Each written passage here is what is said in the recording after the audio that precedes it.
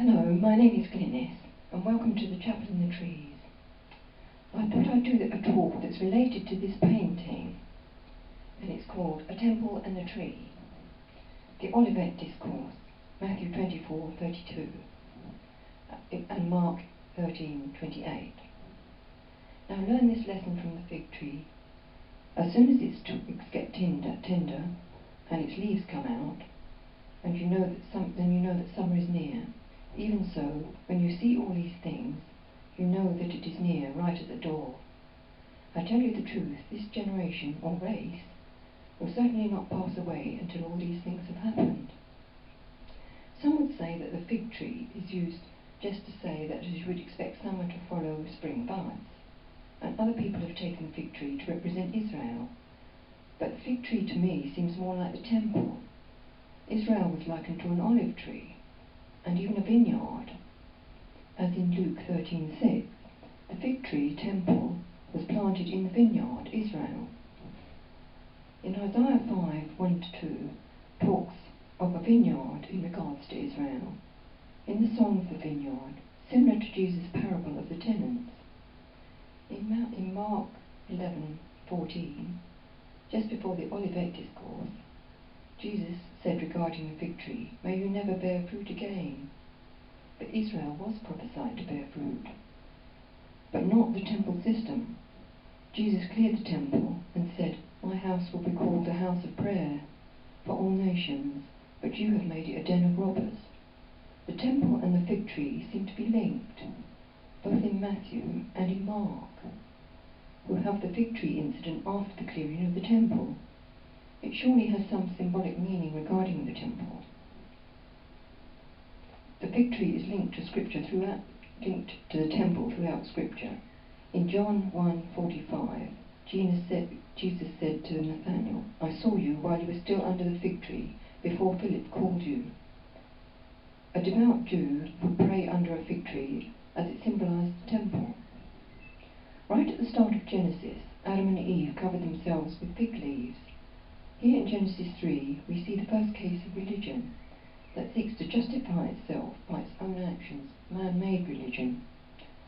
In Jeremiah 24:1-8, a basket of figs, good and bad, are put in front of the temple, representing good and bad people, results of the temple. I do feel that the fig tree in Matthew 24 means more than the obvious meaning, that if you see the leaves coming out, that summer is at hand, more than just an obvious sign of season change. With regards to Jesus' prophecy in Matthew 24, the trouble with Rome that led to the fall of Jerusalem began escalating right after Jesus was killed. They began as a result of a Roman decree carried out by Pilate. Pilate was ordered by Tiberius Caesar to set up an image of the divine Caesar in the holy city of Jerusalem. The siege of Jerusalem began during Passover, 40 years after the death of Jesus. The temple was destroyed 40 years after Jesus prophesied this, in fact a generation. Then after a 7-year revolt and terrible destruction, there was a surrender to Rome. Titus allowed those who surrendered to remain in the land, so they were not actually thrown out in 70 AD. Then in 130 AD, 60 years after the destruction of the temple, Hadrian ordered a gigantic statue of Jupiter to be set up in Jerusalem. Jupiter was a symbol of the unity of all men. The Jews were enraged by this insult naturally. Simon Bar Kokhba, which means the son of a star, who was confirmed by Rabbi Akbar ben Joseph, one of the greatest scholars of his day, as the long-awaited Messiah, led an open revolt. The armies of Bar Kokhba routed legion after legion. It was the most serious revolt Rome had ever known. There was atrocities committed on both sides, and terrible cruelty to the Jewish people. Simon Bar Kokhba and his followers made their last stand at the citadel of Bethel outside Jerusalem. The province was renamed Syria Palestinia after the Philistines as an insult to Israel, and Jerusalem was changed to Aelia Capitolina. No surviving Jew was permitted even to enter their holy golden city. The temple was destroyed 40 years after the prophecy, and the final leaving of the land was 65 years after this. Israel's back in the land in 1948, and then in 1967, the Six-Day War, it regained Jerusalem, but not the Temple Mount completely. It seems like a similar situation to 70 AD. For the final things to happen, the temple has to be rebuilt, surely. We don't know how long the temple is up before the final things happen. But Jesus did say that things will be cut short. That's Matthew 24:27. This temple is not a Christian thing. You don't need a sacrifice or a temple.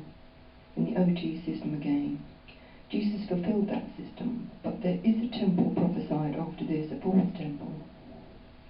I would not attempt to put a date on the final things. Any attempt will be futile. Jesus made it clear that no one would know the day or the hour. So if anyone tries to tell you that you know straight away that they're wrong. But we are told to watch for the signs of the times and lift our heads. We can see patterns. How and when it happens is a mystery. But when there are seasons to think that things are happening faster and faster. Today, things that would have taken decades or even hundreds of years seem to happen almost overnight. Things not thought possible just a generation ago. There is an interesting verse in Revelation 11:2. The outer court, do not measure it, because it has been given to the Gentiles. They will trample on the holy city for 42 months. Could this suggest a compromised temple like Herod's in the end? In recent times, an unlikely potential alliance of Israel and Saudi Arabia has arisen. It seems to be support for a coalition of Western and Middle Eastern countries. This is interesting in the light of the prophecy that there will be a false prophet, as well as a false Messiah. The beast out of the earth is the false prophet. The earth is usually taken to symbolize the Middle East. The beast out of the sea is the false Messiah, and the sea usually represents the peoples of the rest of the earth. But we don't know how long the temple is up before the final 7 years. It could be up and running for 40 years or more, and yet again it could kick in straight away. But could, when you see the leaves coming out, be the temple leaves, but no fruit? And the generation would be that one, this generation that will not pass away till all is fulfilled. The clock has started ticking again, because Israel is back in the land.